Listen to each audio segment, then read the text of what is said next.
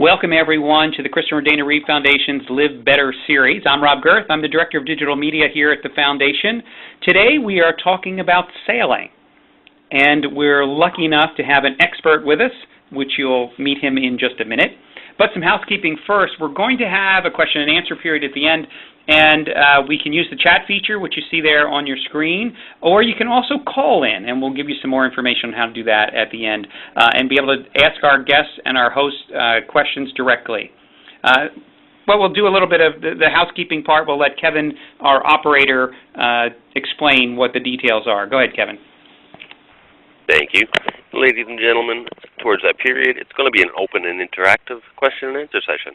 So at that point, you will be informed your lines will be open. And just to ensure the best audio quality, please use your mute button when you're not speaking. And you may press 6-3 at that point to mute your line, and 6-6 to unmute your line. And simply as a reminder, this call is being recorded Wednesday, May 8th, 2013. And back to you, sir. Thanks, Kevin. So now here is our host for today, Candace Cable, who is really a pioneer in the sport of wheelchair racing and a 12-time Paralympic medal winner in 3 different sports. And we were just discussing before we started, won the wheelchair division of the, was there a women's wheelchair division, Candace, of the Boston Marathon 9 times, I think you just told me. Actually, there is a women's wheelchair division, and I won it 6 times. 6 times? Oh, okay, well, yeah. I gave you a couple extra. I know. Woohoo! Take it over, Candace. Thank you. Oh, cool. Thanks, Rob. Thanks, everybody, for joining us today. I'm super honored and grateful that you've joined us on this Live Better series. You know, it's an opportunity for us to spend some time with one of the experts in the field of what we call our spotlight sport. And our spotlight sport today is sailing. And our guest today is John Ruf. John, you know, it's no wonder that John is a sailor because he hails from the States on the edge of the Great Lake, Michigan, and comes from a large family of sailors. He's a true son of a sailor, as his grandfather taught him to sail at the age of 9. John has been on the water sailing ever since, in a cub boat, an M16, it almost sounds like a rifle or something, and an E-scow. He started sailing a 2.4-meter boat in 2000 and had the honor of representing the U.S. in the 2008 Paralympic Games, finishing with a bronze medal. In 2009, he won the 2.4-meter open water championship, as well as the 2010 U.S. Nationals. John has an undergraduate degree in English literature from Washington University in St. Louis, Missouri, and a law degree from the University of Wisconsin in Madison. John's career path now has been working for the Drill Floor International Company that recycles offshore oil rigs, and he enjoys spending time with his family, and especially his 2 nephews, Christian and Sam. Welcome to the show, John. Thanks, Candace. Well, let's get started. You started sailing at the age of 9, and your grandfather, he was a big part of it. So, how did it happen? We want to know. Well, I grew up on Pewaukee Lake. Although I was born in Chicago, I don't even know if I spent a day there. And I grew up on the east shore of the lake, and I'm the 4th generation of Myers. That was my mother's maiden name, of Myers on Pewaukee Lake, and all of them were sailors. So my parents sailed together when I was growing up. It was the first time my father ever sailed was after he met my mother. So it just seemed to be kind of a foregone conclusion that I was going to learn to sail. And my 2 teachers were my grandfather, Bud Meyer, and my mother, Sally Ruf, maiden name Meyer.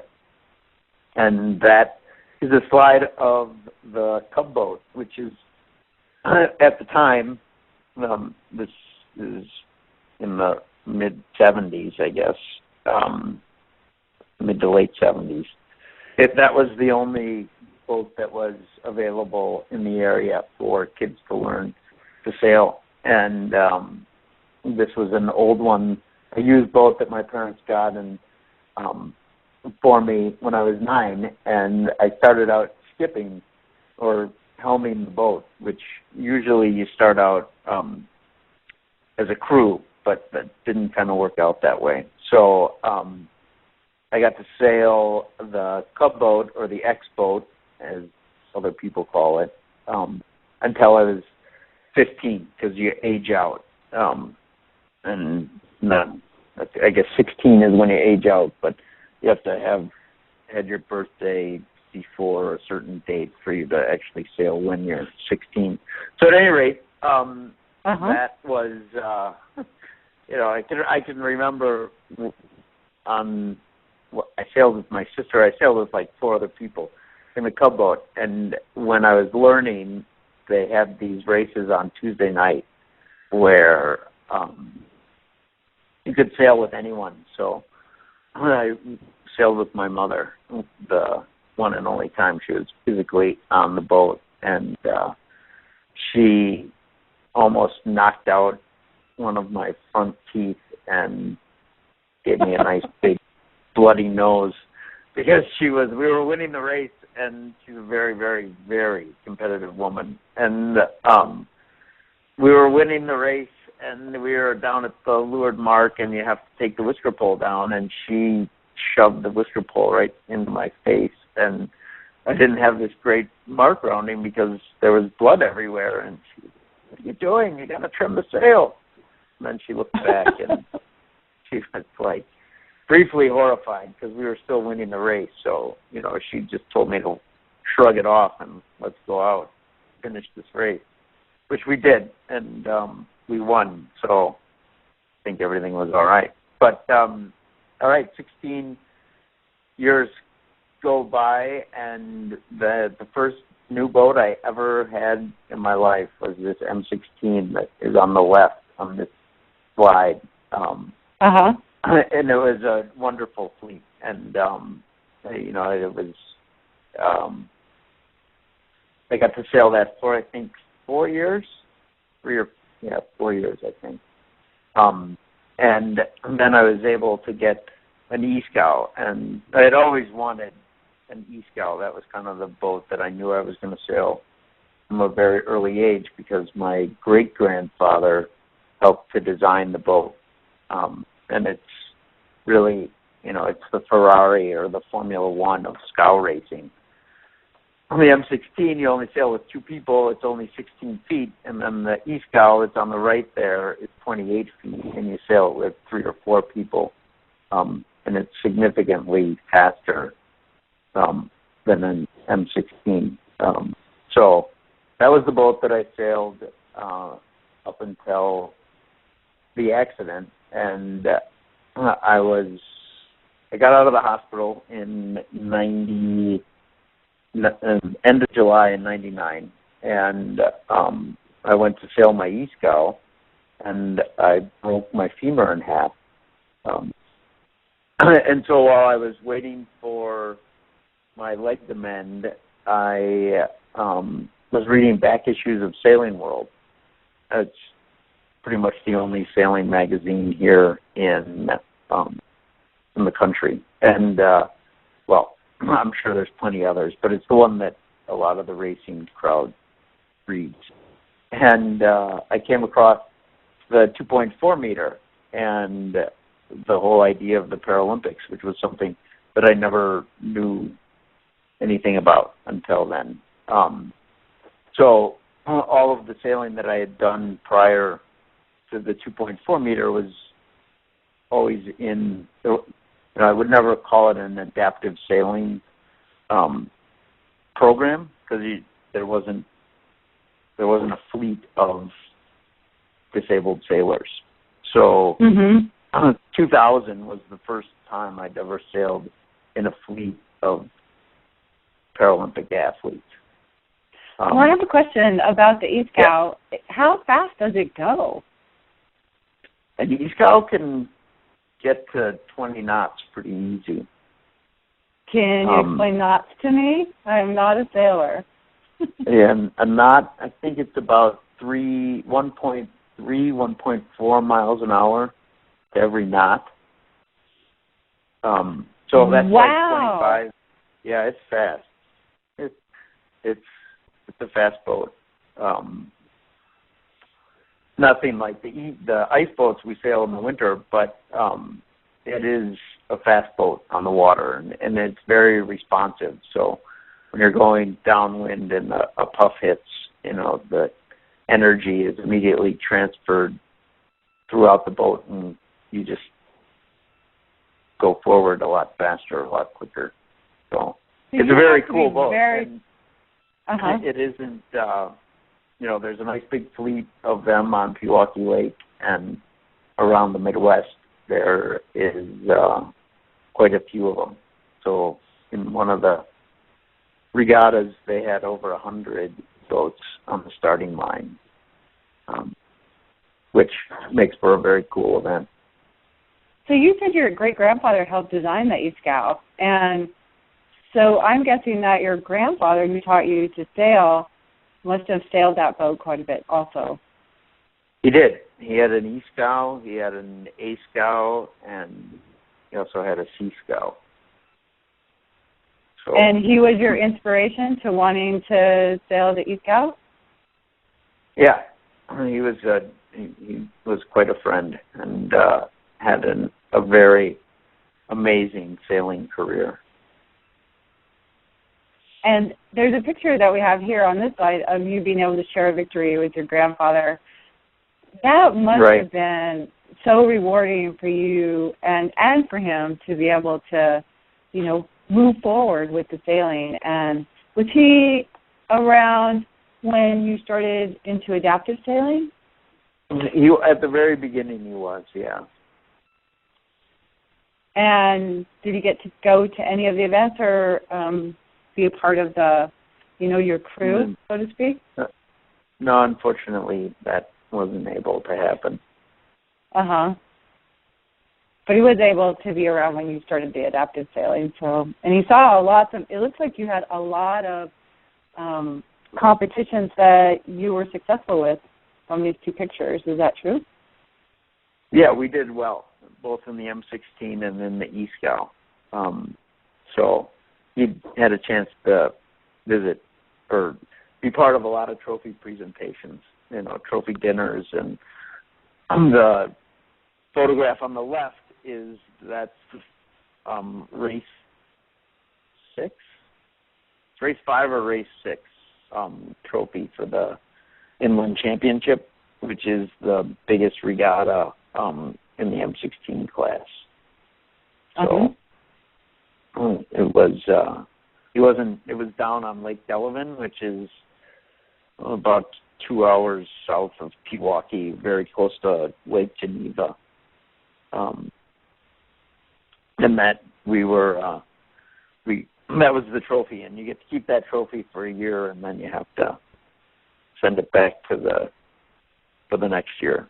And there's a tradition in sailing that, whenever you win a regatta or you win a trophy, you should, if at all possible, come back the next year and defend that victory.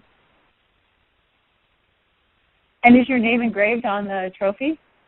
Oh, yeah. And you also engrave the name of the crew. So in the case of the photograph on the left, that's an M16, and my crew is David Ackley. So David's got his name on the trophy as well. And then you put the name of your boat, what lake you're from, and the Inland Lake Yachting Association it turned 100, probably it's about 115 years old now. So the trophies go back a long way, and there are some amazing silver. There's a lot of great silver at the Inland Championships. Hey, before you were into adaptive sailing, did you ever notice any adaptive sailors at your previous competitions just,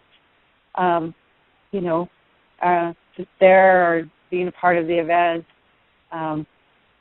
No, I before was you pretty became much the only guy that was walking with a cane, or and towards the end of my ESTEL career, I was the only guy that was on crutches. So it wasn't really none of those fleets were really meant, and there just wasn't an adaptive side to it. Oh, okay. So at the regattas, there really wasn't an adaptive side that you would have an opportunity to have come across someone who was an adaptive sailor, right? No. So you always sailed. You just there was no provision for it. So if you won the race, you won the race. I mean, it wasn't like you'd get second and all of a sudden, because you were walking with crutches, you'd become first. It's this one design class, so if you finish fourth, that's what you got. So I'm hearing it's an open class, is what you're saying. Correct. And so is yes. the 2.4 meter. The picture of that are up on the screen right now, the 2.4 meter was designed by a guy, a Swede, whose name was Peter Norland, and unfortunately he just passed away from cancer. But they're having Peter Norland Memorial Regatta. I think it starts next year, maybe even this year. But all the boats are 95% of them are built in Finland, and this blue boat here was the first 2.4 meter I actually ever purchased. And it was built in Finland. And when Peter Norland designed it, he never had a handicapped person in mind. It happened that they were racing, I think, somewhere in Stockholm, Sweden, and a couple of Swedes that were in wheelchairs came down to the dock and took a closer look at the boat and said, maybe that's something that we could sail. And so they made whatever changes they needed to, and they started sailing the boat. And then the 2.4 meter class realized that it would work very, very well for a disabled sailor. And there is kind of a subset of, I guess the technical term is Appendix K, that all the handicapped sailors sail under. But there are, actually I only know of 3 events that are disabled only, and all the other events in the 2.4 are open events. So again, you sail with able-bodied and disabled sailors, and there isn't the equivalent of a rating system. So in 2009, I won the Open Worlds. So that was an event that was against both able-bodied and disabled sailors. Right. So this is really the 2.4 meter is a mainstream event type of boat. Yeah, very much so. Very much so. And also with the national governing body and the international governing body, adaptive sailing is integrated right into their programming. So it seems like this type of an event would really bring a lot of different types of people into the sport so that they could try it. And then if they have a disability, get involved with Paralympic sports. I looked up the rules, and so I'd love to go through them with you. And as you said, it's an open division. So basically right here where it says who can participate in Paralympic sailing, you're competing against all these different categories. Is that true? You are. It depends. I can speak authoritatively on the 2.4 meter class. I can give you some insight on the 2-person and the 3-person, but I don't compete in those classes, so I don't really know that there are restrictions very well. But there is a scale from 1 to 7, with 1 being the most disabled and 7 being the least disabled. And in the 2.4 meter class, you just need to be a 1. You just need to get classified. So, I'll use myself as an example. I'm a paraplegic, and I'm classified as a 2. And for the most part, quadriplegic almost always gets the classification as a 1. But the majority of the people that I sail against are 6s and 7s and 5s. Okay. So there isn't any,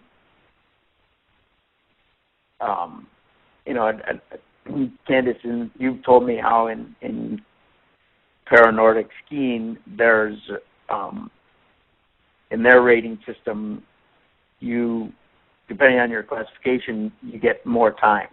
So if you finish in 100 seconds and you're given 15 seconds, if you finish in 114 seconds, you just won the race, correct? Well, it's actually the opposite way. So basically there's a percentage that's taken off. So if you're the most disabled person in Paranordic skiing, then you would have 15% of your time removed. So if you're the least disabled person in Paranordic skiing, whatever time you ski would be 100%. So you have no time removed. And it looks like with sailing that the 3-person keelboat, the sonar is really similar to basketball. You have a maximum of 14 points you can have on there. And the 2-person boat looks like that you have 1 person of the crew that has to be a 1 point or a 2 point. So basically, am I correct to say that you could be in a boat, a 2-person boat with someone who's a 7-point person? Yeah. You could. And in fact, most of the skippers are a 1 or a 2, and then a crew is a 7. But what I was trying to get at is that in sailing, whether it's the 1-person boat or the 3-person boat, the team that finishes first in the race is going to be first. So correct. It sounds like in Paranordic skiing, even though you didn't cross the line first, you might still win the race. And most of the races in Paranordic skiing are staggered starts, so we don't usually all start at once. So we're usually 30 seconds apart. So it's the reason why it can work. Yeah. Everyone starts at the same time. Yeah, it looked like that from the slide where we had all of the, this one right here, that one. It looks like that's how you all start together. So with the classes, it's basically mixed, and it's women and men. They compete against each other? They do. All right. And then is there a class of the 3 different types of boats where at least 1 person has to be a female? The 2-person, the Scud, I think, has to be set up that way. Okay. But what I don't understand is the second bullet, because there are quite a few 3-person teams that do not have a female on them. Oh, okay. So yeah, I pulled this from the U.S. sailing site. So it could be able-bodied, but it looked like it was under adaptive where I got the rules from. The fourth bullet says that each event consists of a series of 11 races. So can you run us through how that all works? It looks like there's a point system. Sailing works like golf, where the low point wins. So then it couldn't be any simpler. You get 1 point for first, 2 points for second, 3 points for third, and all the way down. And then depending on the notice of race, there may be a throwout. There may be 2 throwouts. There may be no throwouts. And a throwout simply means that you get to discard your worst score or your worst race. Now, with everybody starting at once, do you ever run into each other? Well, if you do, you better be on starboard, because if you're on port, then you have to do circles. So okay, well, you got to explain. You have to explain starboard and port to us. Okay, what does that mean? Well, it's the way that your boat is oriented towards the wind, and there's a starboard side of the boat and the port side of the boat. And starboard is right and port is left, and starboard has right of way over port. So, I mean, in general, you don't want to. It's frowned upon rather heavily in sailing to hit other boats. It's something that you don't do.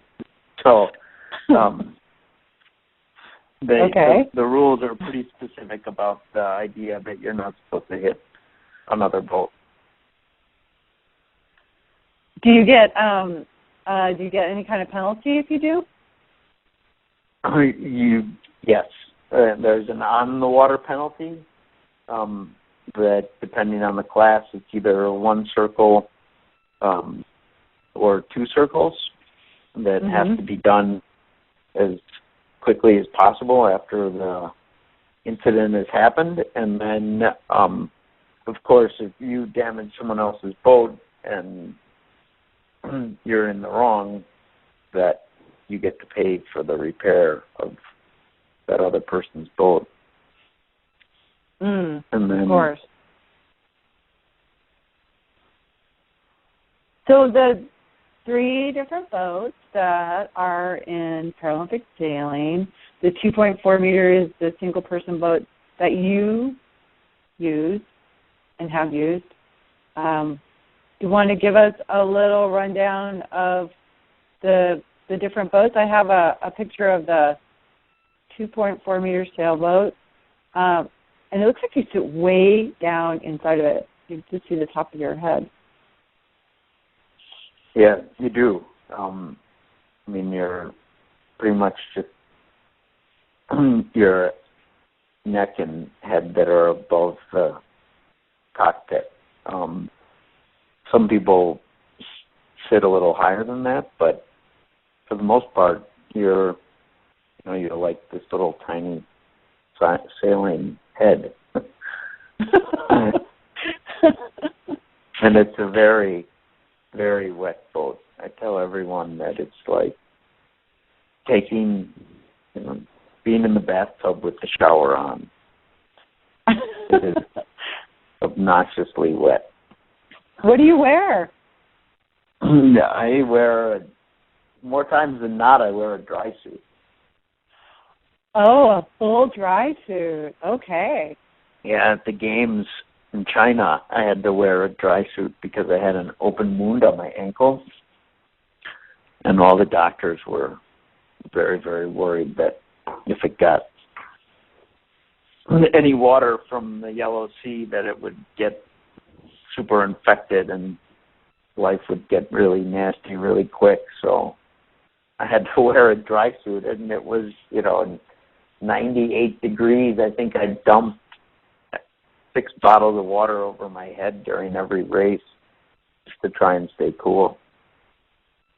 Oh, because inside you would be sweating. It's like a sauna. It's warm. It was very, very warm. Mhm. So you have there's two. So if I if I use the wrong terminology, please correct me. But it looks like you have two sails on this boat. That's correct. And is that the same for all the boats? They have two sails, or do they have more than two sails? The Scud has 3 sails, but that third sail is only hoisted when it's going downwind. Oh, okay. So now I have a short video that is, we're going to let Rob start that up, that is showing the 2.4 meter boat in full sail.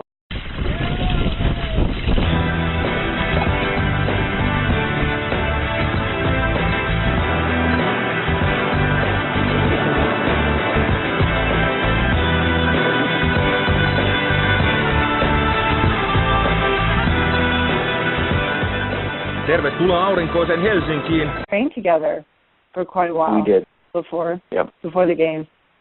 And it looks like we're having some problems with our... For how long before the games, you guys? Go ahead. The trials were in October of 2007. Mm-hmm. And the games were in September of 2008. So we trained pretty hard up to the games. Where'd you guys train together? We had a training camp down in Clearwater, Florida, and then we did one in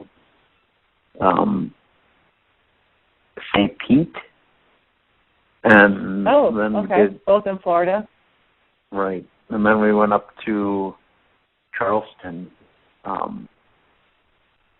South Carolina, and spent about 2 weeks because we were trying to find a place that mimicked the conditions that would be found in China, and China had a lot of current. So we wanted all the data was saying that there was going to be a lot of current and there wasn't going to be a lot of wind, and we were able to find a place that had a lot of current, but it also had a lot of wind. So there were a few days where there was some light breeze, but for the most part it was really windy. At a brand new. So it looks like our video is not going to work on that one, but this is the Scud 18, which is the 2-person boat. Actually, that's not the Scud 18. Oh, it's not? Oh, no. I apologize. That's all right. That's a starboat. That is the boat that was in the Olympics forever that my good friend Buddy Melgus sailed for a long time and won a world champion in. And a lot of people in the sailing community are wondering why it was kicked out of the games. But couple of the best star sailors in the world are from Brazil. So apparently there's a way that the host country gets to pick a boat for the Olympics, and so there's a rumor that they might choose the star boat because they have 2 of the best sailors in the world in that class. Well, it looks really dynamic, and I mean that guy leaning off the side like that. Is that typical behavior? That's that's what every star sailor has to do. They're actually shackled to the boat. They're called hobbles, but so their feet are attached. But you need to hike that hard.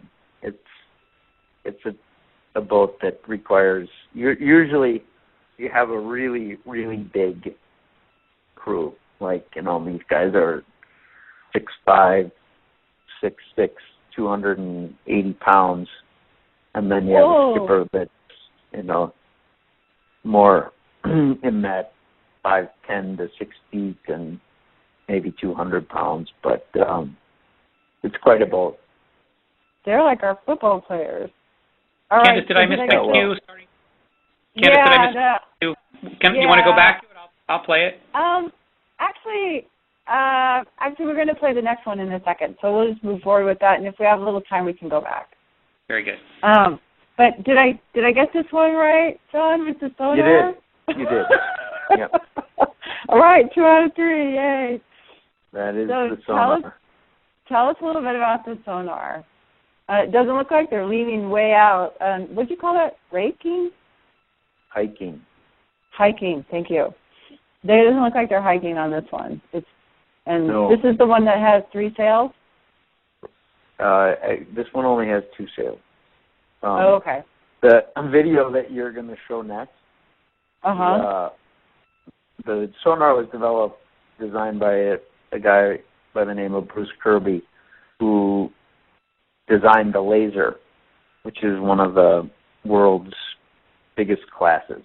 And he wanted to design a boat that had the same maneuverability as a Laser, but could be sailed by a bunch of old guys, older. And so he developed the sonar. And the sonar, when it's out of the water, the hull looks surprisingly similar to the hull of a Laser.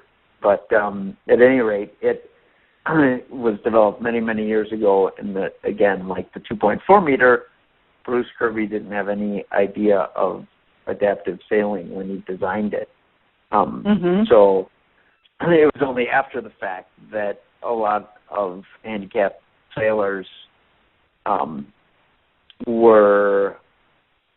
saw the boat and said, well, hey, this is something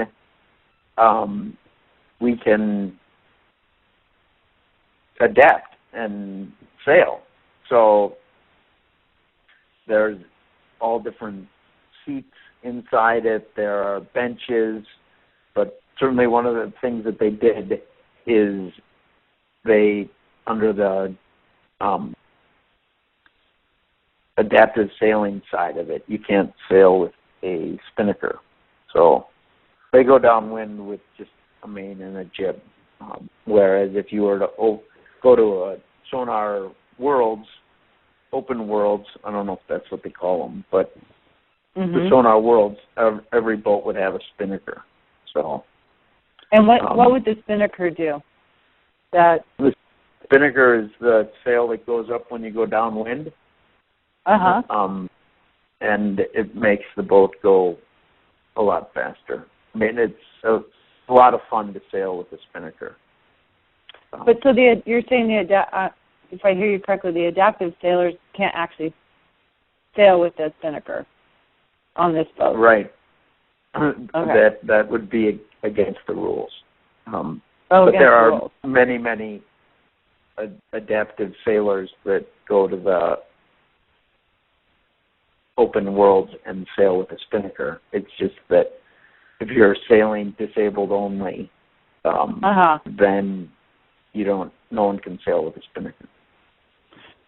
And is there a reason for not sailing with a spinnaker so that it can even out the playing field a little bit, or it's just part of the rule and something it's always been? Well, I don't know the exact answer to that. I can give you what I think, because I'm not a sonar sailor, but I think what they were concerned about is that you need someone that can stand on the deck and jibe the pole if you're going to have a spinnaker. And I don't think they wanted to set up the boat like that. And so without the spinnaker, no one has to get up on the foredeck. Got it. And if everyone is sailing without a spinnaker, you're back to being all equal. So more. I think that's what so now we have, you did that well. We have the video for the sonar. Yep. And Rob, are you there? I am totally focused this time. There you go. Thank you.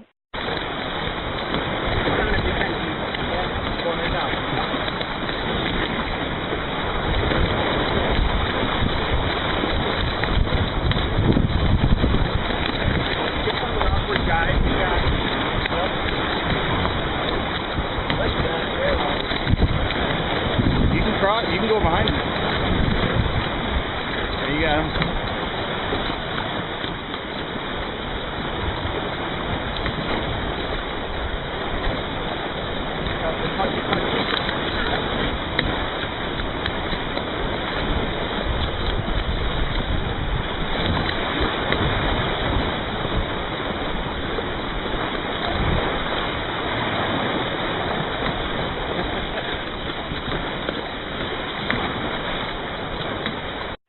Three people. With 3. Okay. Yep.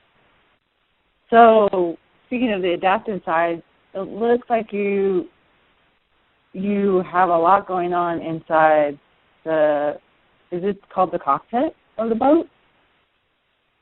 Yeah.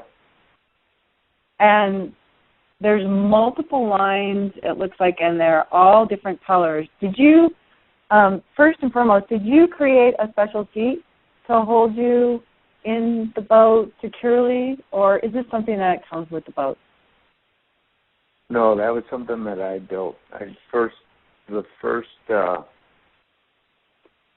Open World Championships I went to was in 2001, and it was in Tønsberg, Norway. There were 98 boats, and there was an Englishman there who had this really, he was the only guy with this crazy seat. And before then, you were just trying to put all these cushions on either side of you, because I would be forever sliding back and forth because the cockpit was a lot bigger than I was, and I didn't really have any way to stay in place. So this guy told me about the seat and what he did, and I was lucky enough that one of the guys I know is he had at the time he had a shop that built all these carbon fiber parts for the Buell motorcycle guys and the Sea-Doo racing guys, and he did some parts for the Newman Haas team, which I think back then they were just NASCAR, but maybe they were also Indy. At any rate, we took my boat into Tom Hood's shop, and the guys from Newman Haas came up, and they were explained to me what was going on, and the 30-second version is that you sit in this beanbag chair, and they inject all this epoxy into the beanbag, and you got to stay there for about 20 minutes, and then it hardens up, and now there's a perfect impression of you sitting in your boat. And so that was kind of the first generation of it, and this seat that you see here is the third generation. Because what we found was that while it was a huge improvement over no seat, we needed to figure out how to make that seat articulate. And so we turned it into a shell instead of this big beanbag, and then we put a radius on the bottom and figured out a way to control the position anywhere in that radius. And then this one we just made out of, this guy was just made out of fiberglass, and then we made another one out of Kevlar, and then we made one out of carbon fiber, and then we made one out of Kevlar and carbon fiber. And we just kept evolving. It got lighter and it got better with each iteration. But it ended up being the biggest improvement in terms of performance that I found in the boat. So you said it articulates. Does it articulate side to side and forward and back? And how does it articulate? With the movement of your body, or is there actually a piece of equipment that moves it? Yeah, the second version did fore and aft and side to side, but we found that didn't have, it added weight and it didn't add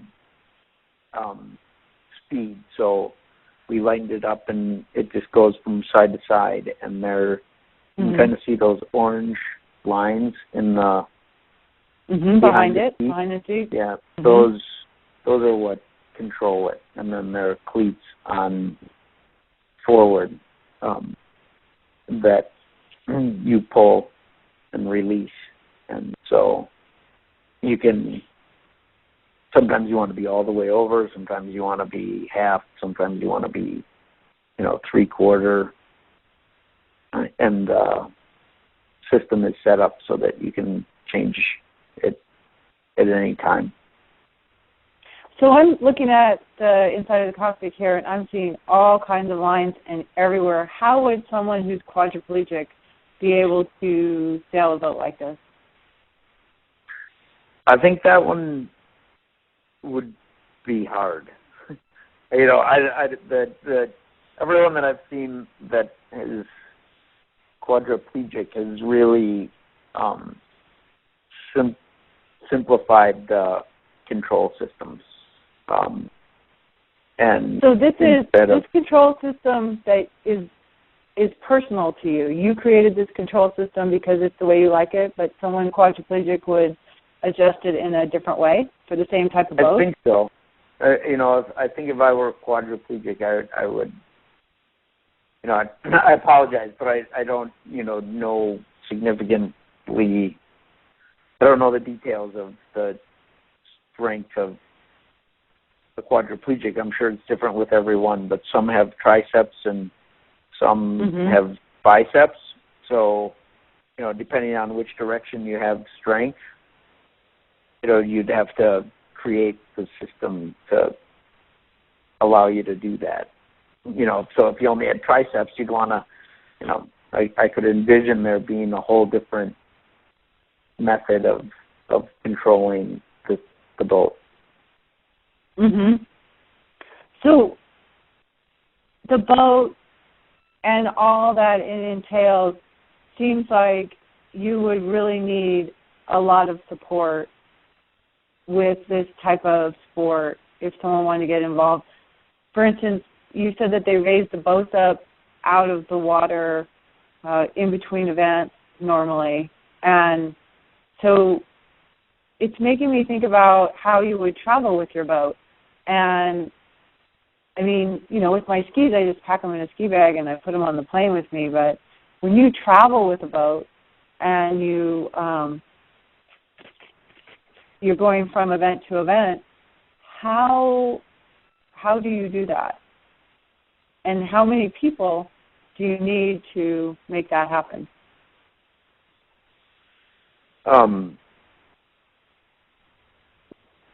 Well, I guess a little,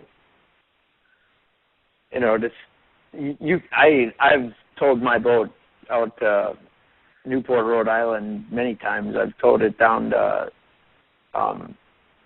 Florida, a half a dozen times, and I've done that all by myself. So, you can kind of take as many people as you want. I've always been very, very lucky in that there have been people that have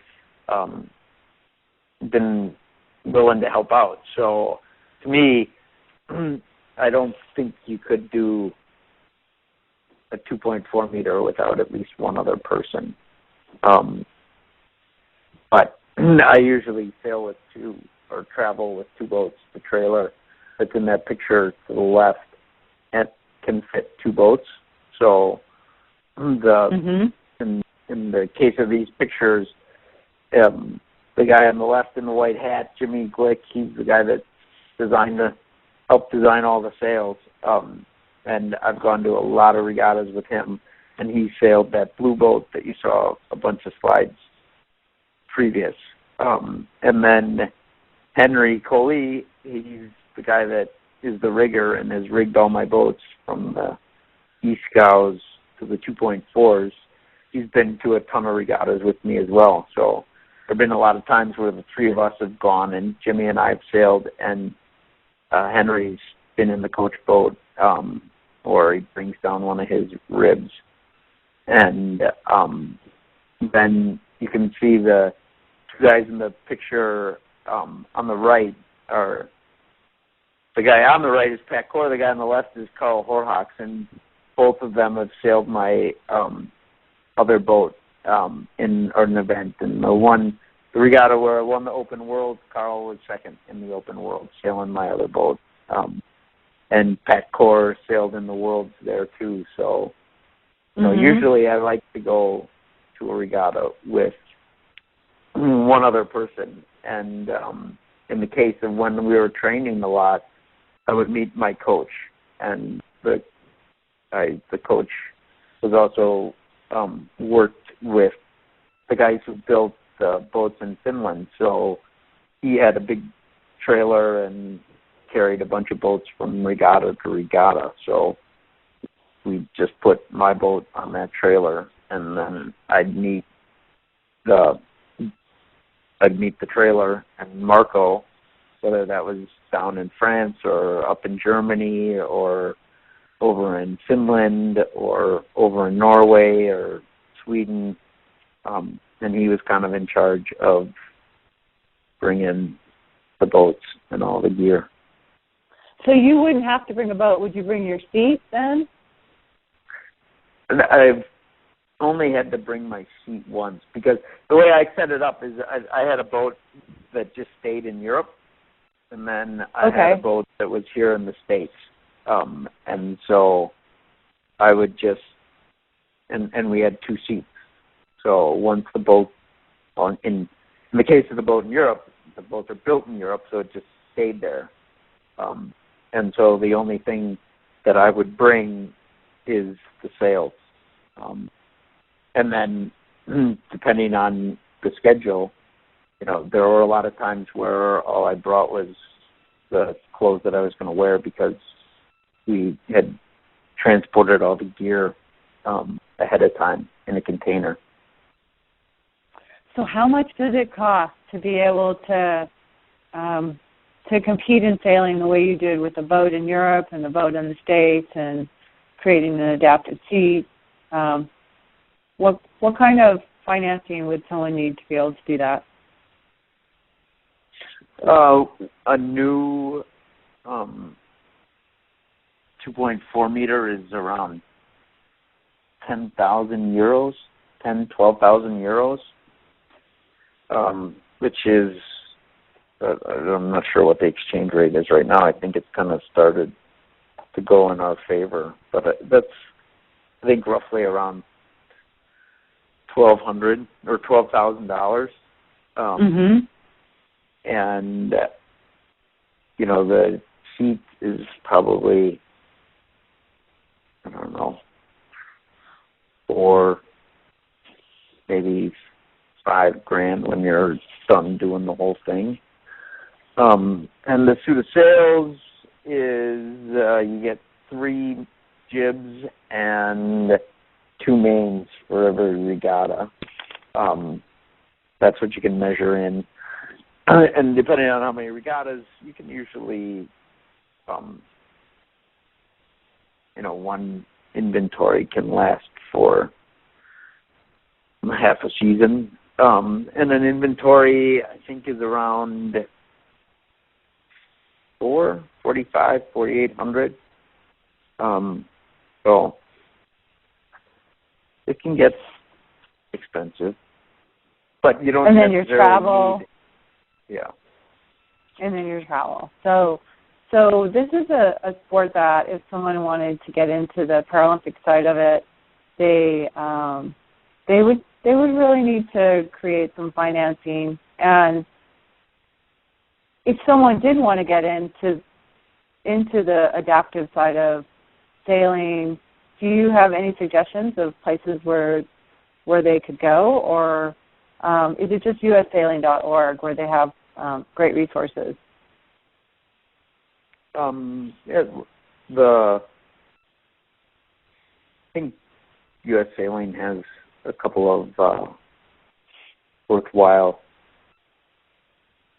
things to glean, or it's certainly a start. Otherwise, there's a Shake a Leg program down in Miami. There's another program in St. Pete, Florida. There's a great program down in Milwaukee at the Milwaukee Community Sailing Center. There's another program in Chicago, the Judd Goldman Foundation. There's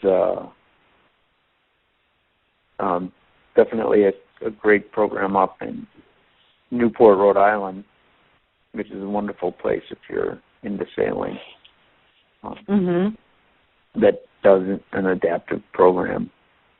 And they have an annual regatta every year where there's a clinic ahead of time that can teach you how to sail if you haven't done it, because it's pretty, that I think it's very much like paranordic sailing, paranordic skiing, where if you want to be at the top of the Paralympic side of things, it's an expensive adventure. But if you just want to go sailing and have some fun on the water, that total is way, way different than taking the route of the ultra competitive, and you don't need to spend all of that money to have the same amount of fun. Right. And actually, Rob, we have Ted who had a comment. Is he on the line right now for us? Kevin, did Ted call in, or is he in the process? Well, we were just joined by one new participant line. If you like, I can go ahead and open up those lines. Yes, please do. That'd be great. You got it. Yeah. Ted had and a folks on the phone, your lines are now open. Got a couple lines, you say, Kevin? Yeah, everyone's now open. Okay, great.